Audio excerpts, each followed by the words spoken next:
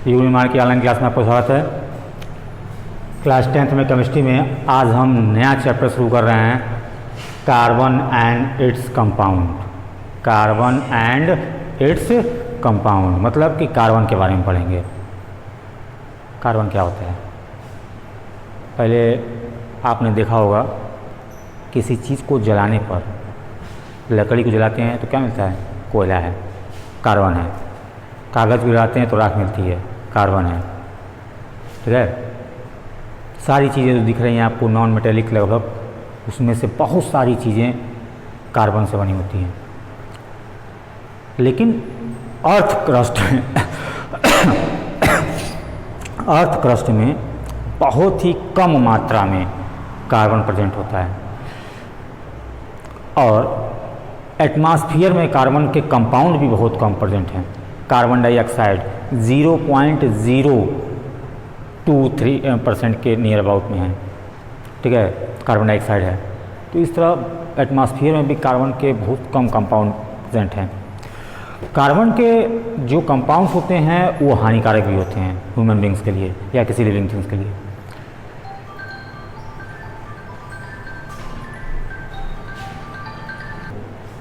हाँ, तो हम कार्बन के बारे में और अधिक जानकारी लिया जाएगा।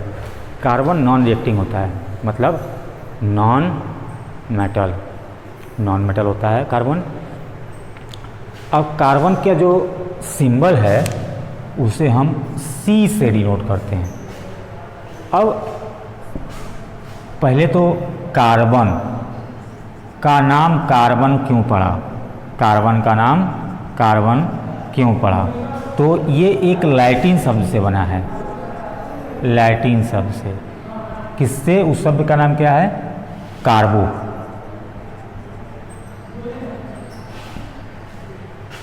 क्या नाम है? कार्बो। कार्बो का मतलब होता है कोल, मतलब कोयला। इसलिए इसका नाम क्या रखा गया? कार्बन रखा गया। साइन तो मैंने बता ही दिया आपको। साइन क्या होता है? C। अब पृथ्वी पर जितने भी तत्व हमको ज्ञात हैं वो सारे के सारे किसी न किसी एटॉमिक मास या एटॉमिक नंबर के थ्रू पता है हमको। तो कार्बन का जो एटॉमिक नंबर होता है वो होता है, कार्बन का एटॉमिक नंबर कितना होता है? 6। ठीक है, और इसको नीचे लिखा जाए, हमेशा एटॉमिक नंबर को नीचे लिखते हैं, और एटॉमिक मास जो है ऊपर लिखा होता है। ये एक्चुअली हैं। इसके कई अपर रूप भी हैं। ठीक है, कई आइसोटोप्स भी हैं, तो उसको हम अभी कुछ देर बाद डिस्कस करेंगे। पहले कार्बन के बारे में जाना जाए तो कार्बन के ये अगर इसका डायग्राम एटम का बनाएं तो बीच में न्यूक्लियस और उसके बाहर 2 ऑर्बिट, और कितने इसके एटॉमिक नंबर है? 6। तो पहले में 2 और दूसरे में 4।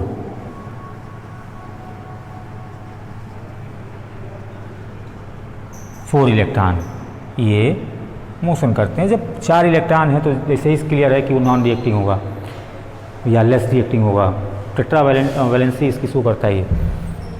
तो इसके न्यूक्लियस में पहले तो ये इलेक्ट्रॉन हो गए, 4 इलेक्ट्रॉन इसके आउटर मोस्ट शेल में है। अब इसके जब 4 इलेक्ट्रॉन है तो प्रोटॉन भी कितना होगा? 4 ही होगा इसके न्यूक्लियस में।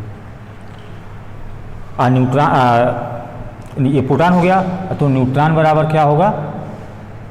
A- फार्मूला होता है A-Z। तो A कितना है? 12 है, और -Z कितना है? 4। सॉरी, ये 6 होगा ना, तो यहाँ पे हो जाएगा 6। ये 6 होगा। इसके न्यूक्लियस में कितने इलेक्ट्रॉन होंगे? बाहर टोटल कितने इलेक्ट्रॉन हैं? 6 हैं, और न्यूक्लियस इसमें प्रोटॉन कितने होंगे? 6 होंगे, और न्यूट्रॉन भी 6 होगा।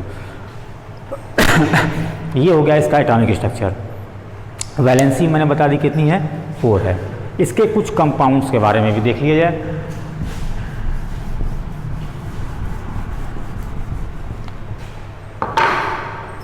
पहली बात तो जनरली पर देखिए, कागज़ जो होता है वो उसका एक कंपाउंड है, ठीक है। जहाँ जहाँ कार्बन पाए जाते हैं किसी भी रूप में, वो सारे के सारे कार्बन के एक कंपाउंड हैं। अब CO2 कार्बन का कंपाउंड है, CO कार्बन का कंपाउंड है, C2H5OH मतलब अल्कोहल कार्बन का कंपाउंड है, या CH3COCl एसिटिल क्लोराइड कार्बन का कंपाउंड है, CH3COOH कार्बन कार्बन सब में कार्बन दिख रहा है, इसका मतलब ये सारे के सारे क्या हैं, कार्बन के कंपाउंड हैं। ये इसमें कार्बन जो प्रेजेंस है ये बताता है कि ये किसके हैं, कार्बन के कंपाउंड्स हैं, ठीक है। ये आपने अब इसकी वैलेंसी देखिए, वैलेंसी ऑफ कार्बन। क्या आपने जाना कार्बन के उसके बारे में, सॉरी कार्बन की प्रॉपर्टी के उसके एटम के बारे में जाना। अब वैलेंसी क्या होती है, वैलेंसी मतलब the total number of electron present in outer most shell is known as their valency, या कह सकते हैं the total number of electron of an atom present in the outer most shell to which are shared or transferred to the another atom, ठीक है। तो valency कितनी होगी, अभी मैंने बताया कि इसमें आउटर मोस्ट में कितने इलेक्ट्रॉन हैं, 4 इलेक्ट्रॉन हैं, तो इसकी वैलेंसी 4 होती है। मतलब एक कंपाउंड एग्जाम्पल देकर दिया जाए CH4, तो ये हो गया इसकी वैलेंसी 1 2 3 4, ये इसकी वैलेंसी है। मतलब जो चारों इलेक्ट्रॉन हैं वो अनदर 4 इलेक्ट्रॉन से शेयरिंग शो करेंगे, समझ में आ रहा है। इससे संबंधित जितने भी इसके कंपाउंड होंगे सब में क्या होगा, कम से कम 4 वैलेंसी शो करेगा वो, कोई भी कंपाउंड। जैसे मान लीजिए इसमें बता दिया मैंने, फिर दूसरा दीजिए C2H5OH, ठीक है।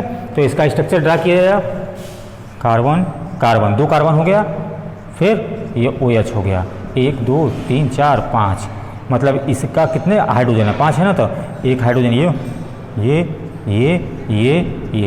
ठीक है। अब पार्टिकुलर कार्बन के बारे में हम देखते हैं, तो ये पार्टिकुलर कार्बन है, तो इसकी कितनी वैलेंसी हो गई, 1 2 3 4 इसकी हो गई। इसकी काउंट किया जाए 1 2 3 4, इसकी भी 4 हो गई, समझ आ रहा है ना। तो ये 4 वैलेंसी शो करता है और टेट्रावैलेंट है, ठीक है ना। अब इसके आइसोटोप्स वगैरह, अपर ग्रुप्स वगैरह के बारे में पढ़ा जाए।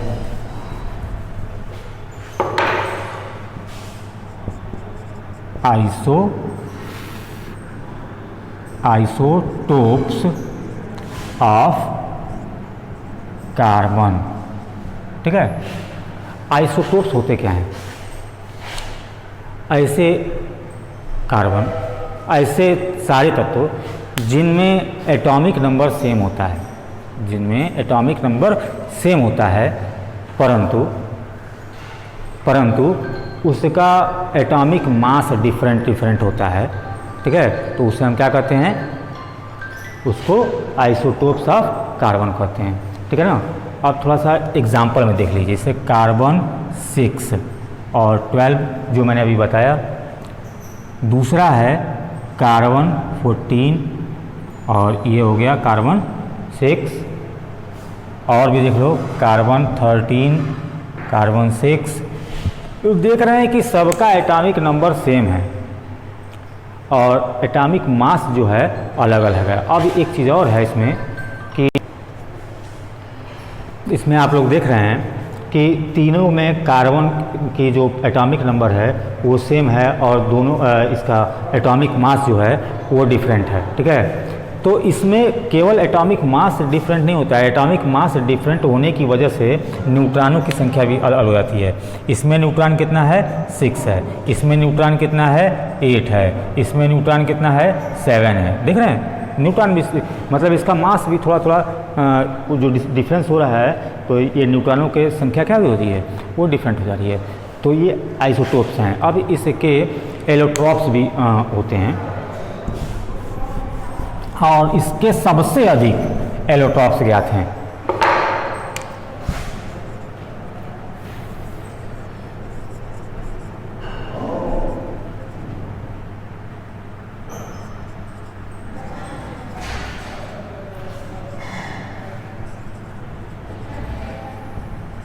तो पूरे इसके जो इलेक्ट्रॉन्स होते हैं उसको दो भाग में बांटा गया है।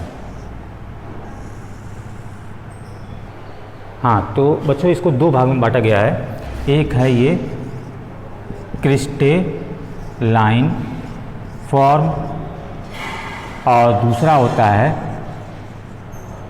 Amorphous form. ठीक है, ये क्रिस्टलाइन फॉर्म जो होता है उसमें डायमंड और ग्रेफाइट दो होता है। इसमें क्या क्या होता है, इसमें जैसे काजल, ठीक है, राख, ये सब होता है। लेकिन अब इसका डिटेल्स मैं आपको एक फुल वीडियो में दूंगा नेक्स्ट वीडियो में। Thank you.